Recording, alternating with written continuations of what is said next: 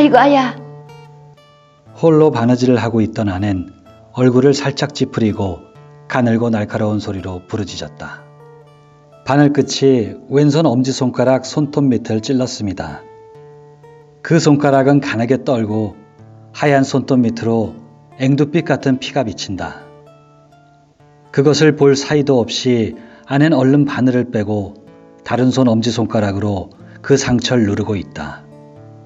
그러면서 하던 일 가지를 팔꿈치로 고이고이 밀어 내려놓았다.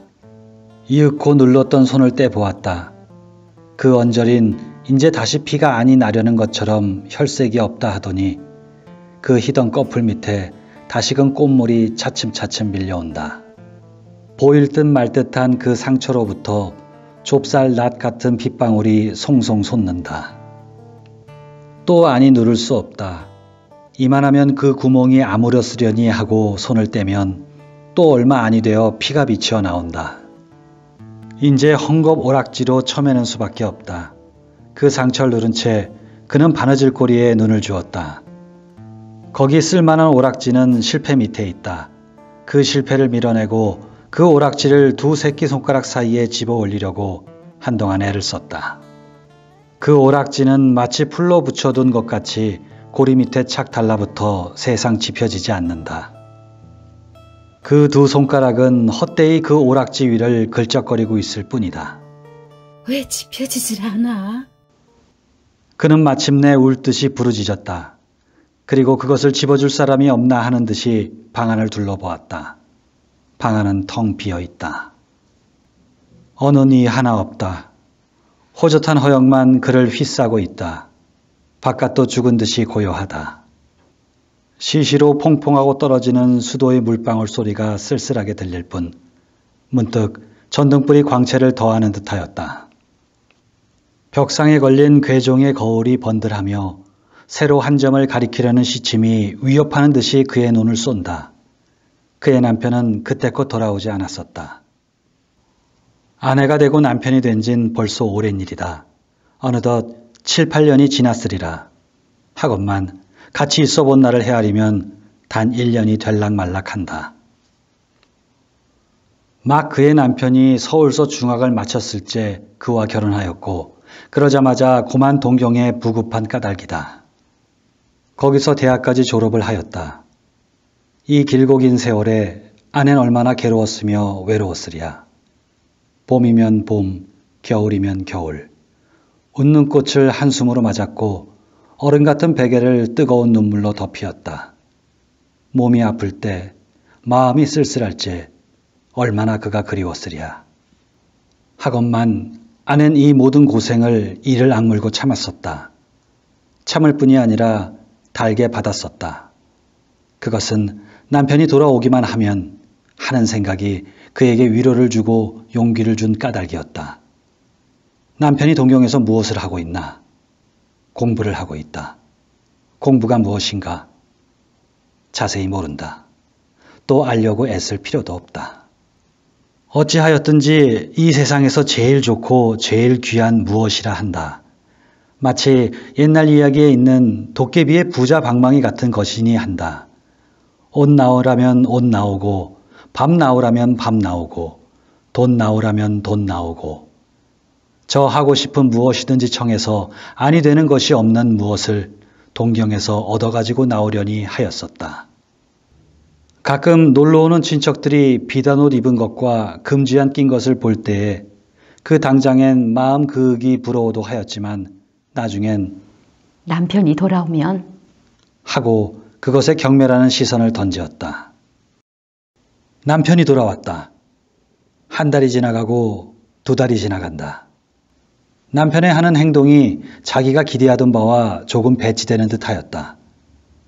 공부 아니한 사람보다 조금도 다른 것이 없었다. 아니다.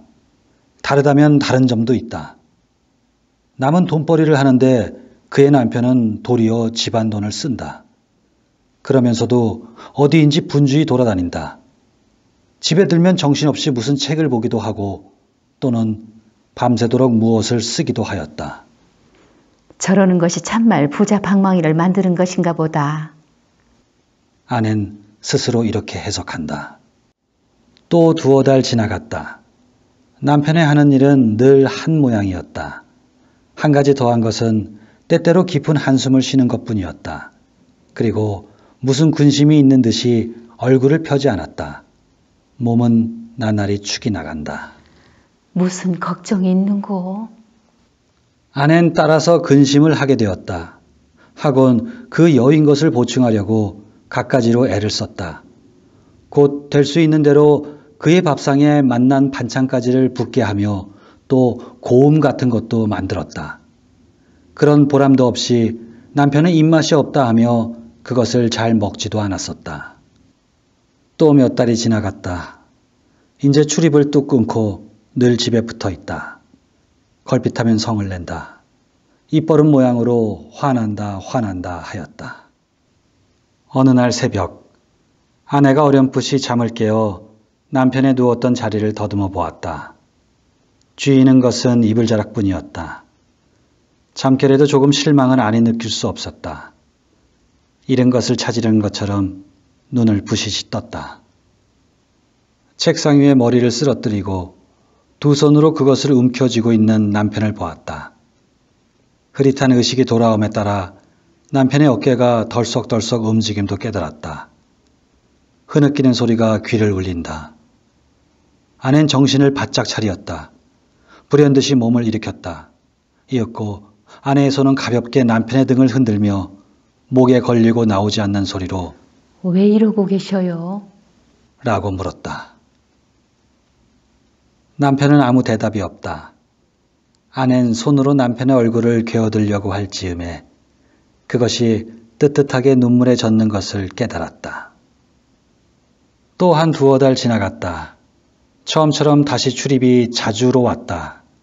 구역이 날 듯한 술 냄새가 밤늦게 돌아오는 남편의 입에서 나게 되었다. 그것은 요사의 일이다. 오늘 밤에도 지금까지 돌아오지 않았다. 초저녁부터 아낸 별별 생각을 다하면서 남편을 고대고대하고 있었다. 지리한 시간을 속히 보내려고 치웠던 일가지를 또 꺼내었다. 그것조차 뜻같이 아니 되었다.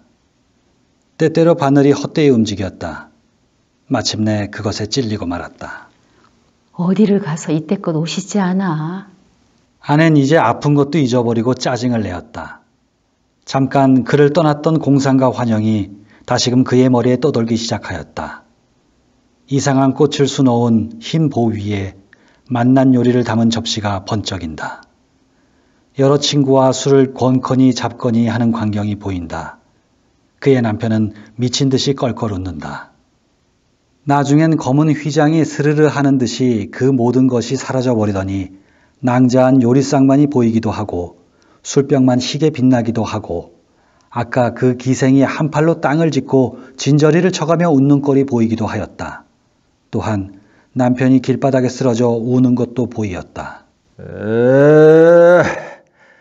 문 열어라!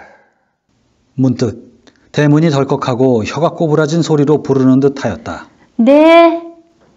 저도 모르게 대답을 하고 급히 마루로 나왔다. 잘못 신은 발에 안이 맞는 신을 질질 끌면서 대문으로 달렸다. 중문은 아직 잠그지도 않았고 행랑방에 사람이 없지 않지만은 의뢰의 깊은 잠에 떨어졌을 줄 알고 뛰어나감이었다.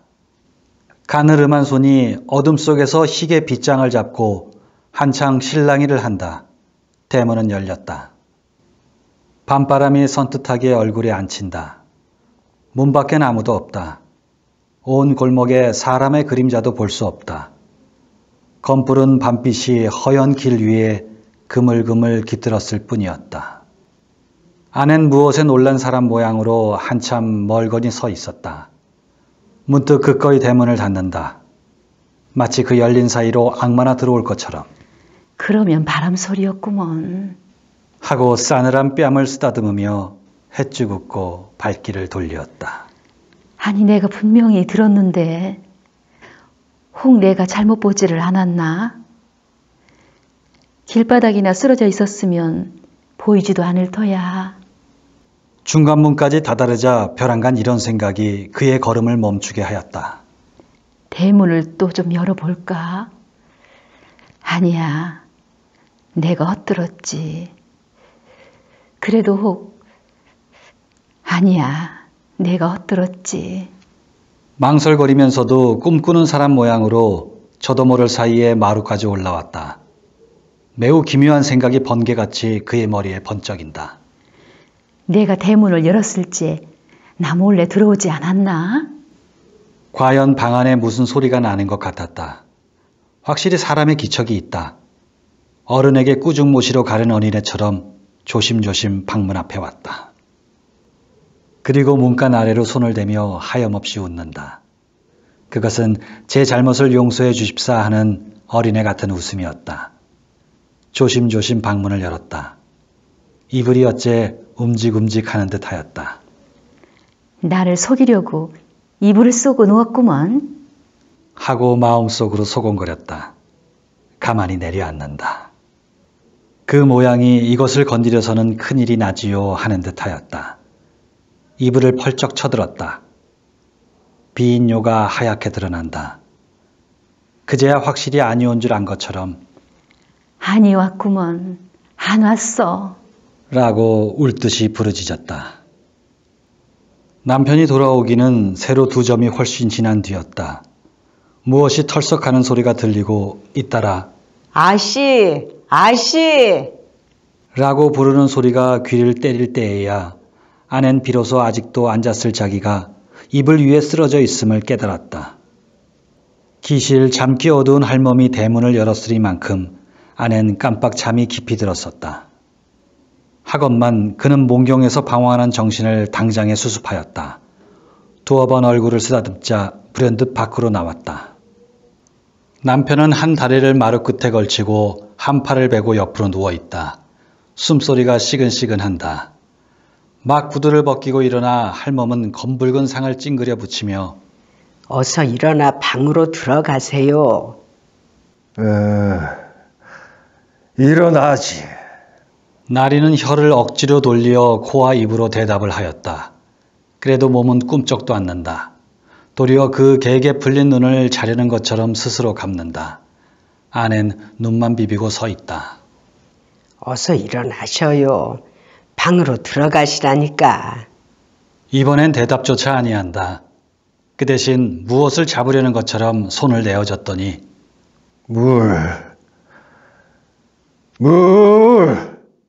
냉수를 좀 줘.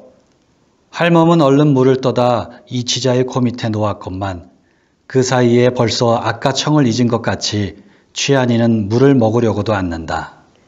왜 물을 안 잡수셔요?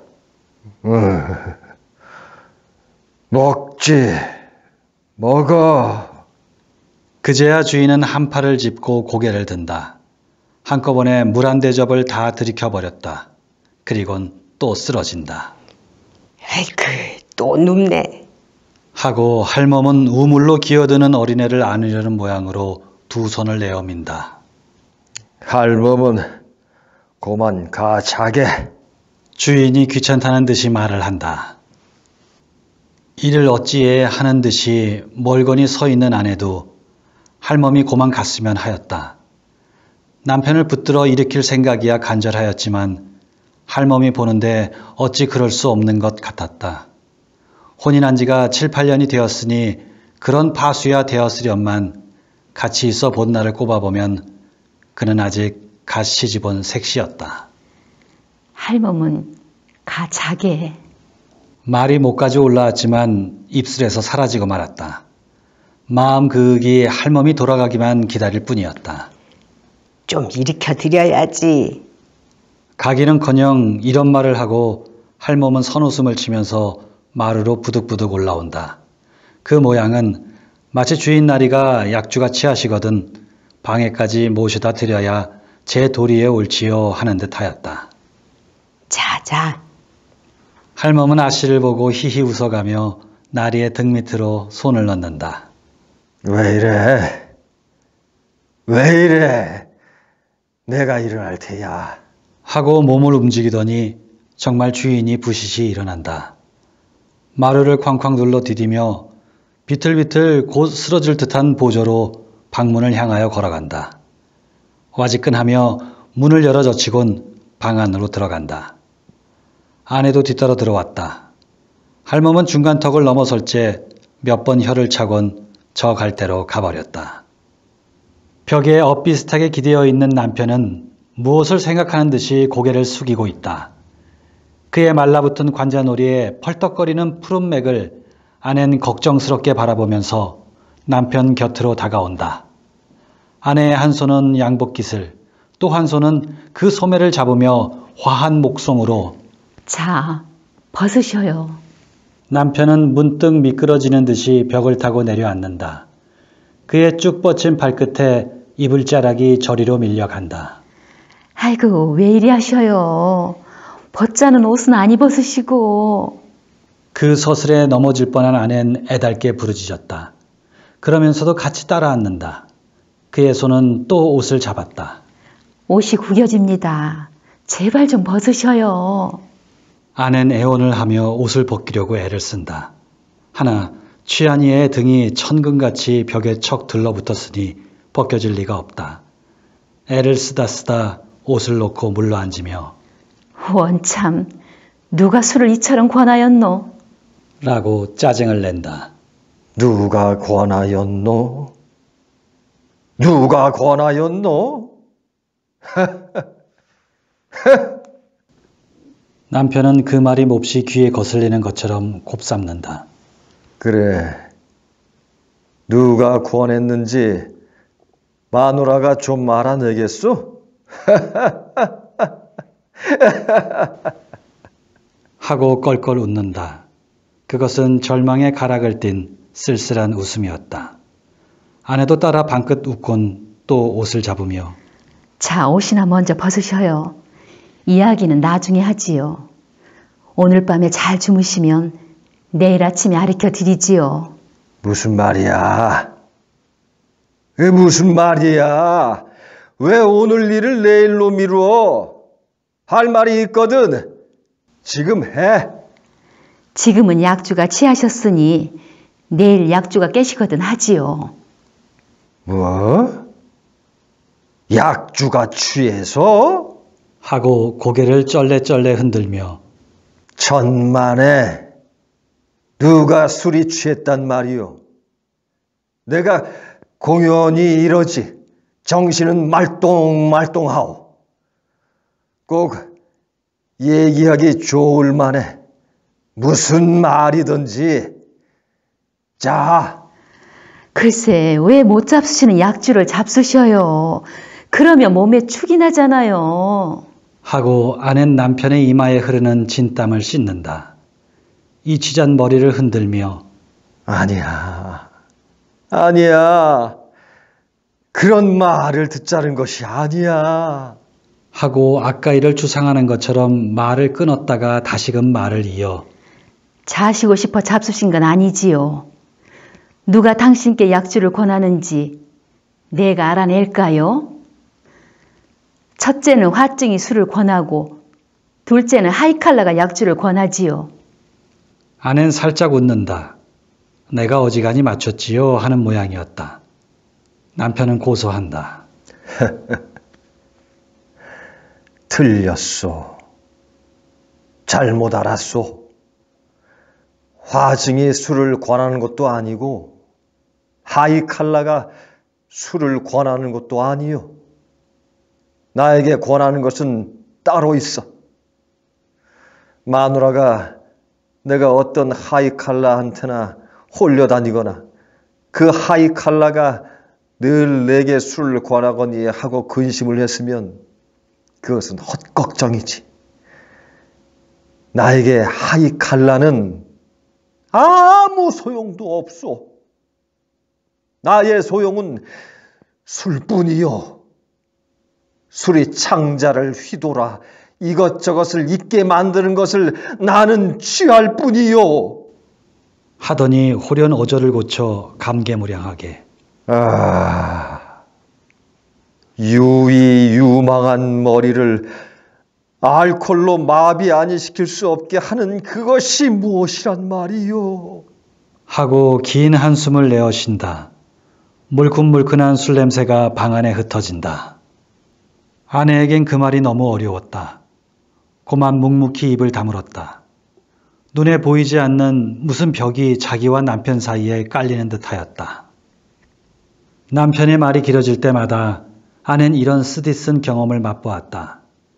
이런 일은 한두 번이 아니었다. 이윽고 남편은 기막힌 듯이 웃는다. 또 못 알아듣는군.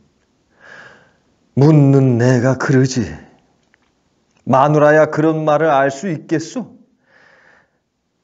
내가 설명해 드리지. 자세히 들어요. 내게 술을 권하는 것은 화증도 아니고 하이칼라도 아니요. 이 사회란 것이 내게 술을 권한다오. 이 조선 사회란 것이 내게 술을 권한다오. 알았소. 팔자가 좋아서 조선에 태어났지. 딴 나라에 낫더라면 술이나 얻어먹을 수 있나? 사회란 무엇인가? 아낸 또 알 수가 없었다. 어찌하였든 딴 나라에는 없고 조선에만 있는 요리집 이름이니 한다. 조선에 있어도 아니다니면 그만이지요. 남편은 또 아까 웃음을 재우친다. 술이 정말 안이 취한 것 같이 또렷또렷한 어조로. 허허, 기막혀서. 그 한 분자 된 이상해야 다니고 아니 다니는 게 무슨 상관이야. 집에 있으면 아니 권하고 밖에 나가야 권하는 줄 아는가 보아. 그런 게 아니야. 무슨 사회 사람이 있어서 밖에만 나가면 나를 꼭 붙들고 술을 권하는 게 아니야. 그 뭐라 할까. 우리 조선 사람으로 성립된 이 사회란 것이 내게 술을 아니 못 먹게 한단 말이오. 어째 그렇소?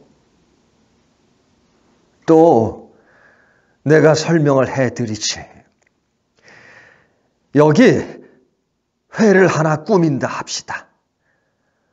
거기 모이는 사람 넘치고 처음은 민족을 위하느니 사회를 위하느니 그러는데 제 목숨을 바쳐도 아깝지 않느니 아니하는 놈이 하나도 없어. 하다가 단 이틀이 못 돼요. 단 이틀이 못 돼요.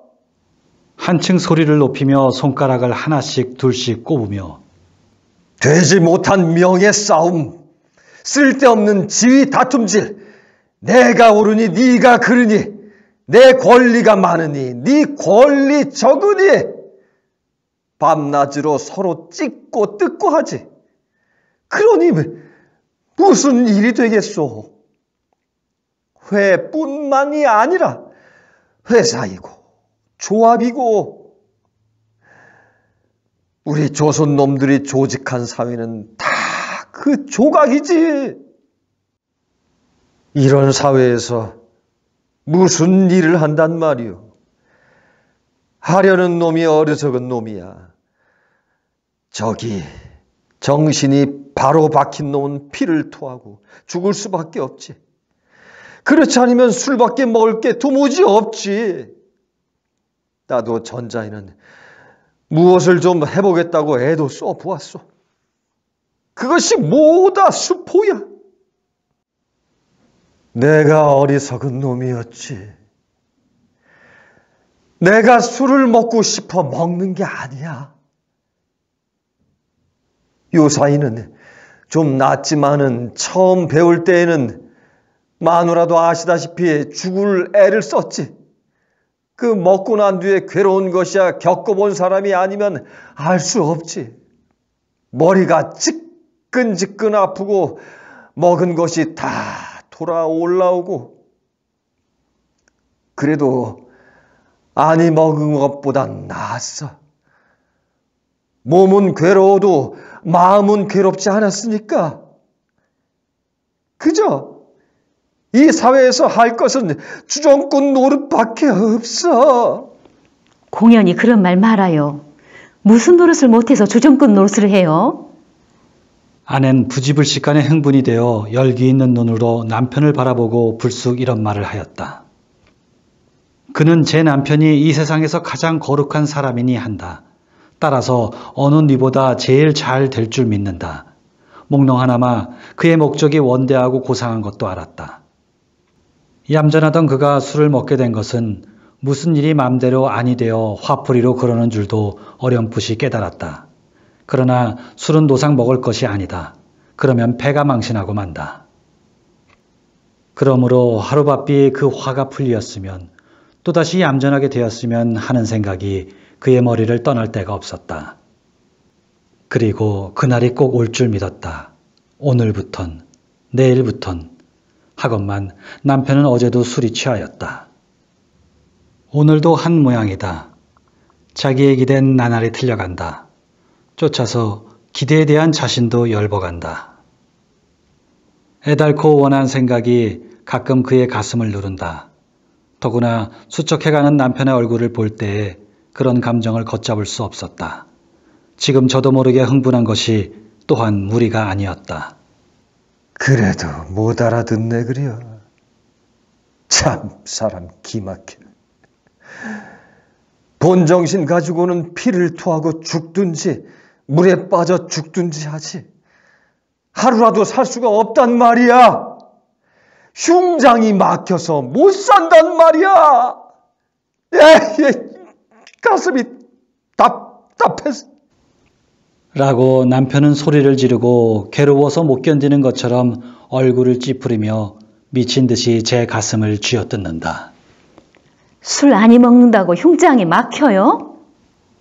남편의 하는 짓은 본체만치 하고 아낸 얼굴을 더욱 붉히며 부르짖었다. 그 말에 몹시 놀란 것처럼 남편은 어이없이 아내의 얼굴을 바라보더니 그 다음 순간엔 말할 수 없는 고뇌의 그림자가 그의 눈을 거쳐간다. 그러지. 내가 그러지. 너 같은 쑥맥더러 그런 말을 하는 내가 그러지. 너한테 조금이라도 위로를 얻으려는 내가 그러지.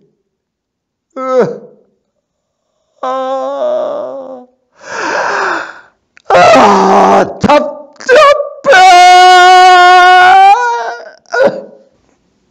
문득 기막힌 듯이 외마디 소리를 치곤 벌떡 몸을 일으킨다. 방문을 열고 나가려 한다. 왜 내가 그런 말을 하였던고. 아낸 불시에 후회하였다. 남편의 조골이 뒷자락을 잡으며 안타까운 소리로. 왜 어디로 가셔요? 이 밤중에 어디를 나가셔요? 내가 잘못하였습니다. 이제는 다시 그런 말 아니하겠습니다. 그러게 내일 아침에 말을 하자니까. 듣기 싫어! 놔요! 하고 남편은 아내를 떠다 밀치고 밖으로 나간다. 비틀비틀 마루 끝까지 가선 털썩 주저앉아 구두를 신기 시작한다. 아이고 왜 이리 하셔요. 이제 다시 그런 말을 아니한데도. 아낸 뒤에서 구두 신으려는 남편의 팔을 잡으며 말을 하였다. 그의 손은 떨고 있었다. 그의 눈엔 단박에 눈물이 쏟아질 듯하였다. 이건 왜 이래? 저리로 가! 배 앓는 듯이 말을 하고 휙 뿌리친다. 남편의 발길이 뚜벅뚜벅 중문에 다다랐다. 어느덧 그 밖으로 사라졌다. 대문 빗장 소리가 덜컥하고 난다. 마루 끝에 떨어진 아낸 헛되이 몇 번 할멈! 할멈! 하고 불렀다. 고요한 밤공기를 울리는 구두소린 점점 멀어간다. 발자취는 어느덧 골목 끝으로 사라져버렸다. 다시금 밤은 적적히 깊어간다. 가버렸구먼. 가버렸어. 그 구두소리를 영구히 안이 이르려는 것처럼 귀를 기울이고 있는 아낸 모든 것을 잃었다 하는 듯이 부르짖었다. 그 소리가 사라짐과 함께 자기의 마음도 사라지고 정신도 사라진 듯 하였다. 심신이 텅 비어진 듯 하였다. 그의 눈은 하염없이 검은 밤안개를 물끄러미 바라보고 있다. 그 사회란 독한 꼴을 그려보는 것 같이. 쓸쓸한 새벽바람이 싸늘하게 가슴에 부딪힌다. 그 부딪히는 서슬에 잠 못 자고 피곤한 몸이 부서질 듯이 지긋하였다. 죽은 사람에게서뿐 볼 수 있는 헬쓱한 얼굴이 경련적으로 떨며 절망한 어조로 소곤거렸다. 그 몹쓸 사이가 왜 술을 권하는고?